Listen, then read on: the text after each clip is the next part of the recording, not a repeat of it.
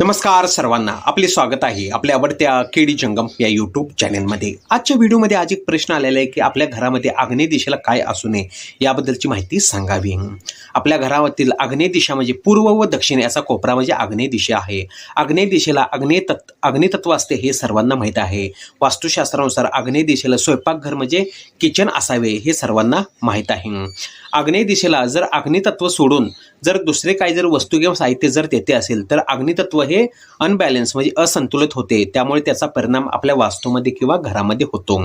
वास्तुशास्त्रानुसार आपल्या घरामध्ये आग्नेय दिशेला कधीही पाणी म्हणजे वॉटर नसावे।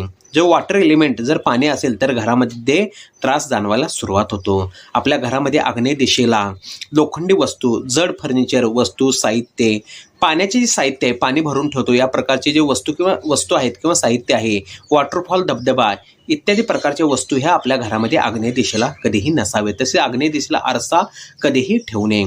आग्नेय दिशेला आपण हिरवा रंग किंवा पाणी आहे, पाणी हे आग्नेय दिशेला कधीही येणार नाही याची आपण काळजी घ्यावी। व्हिडिओ पाहिल्याबद्दल आभार,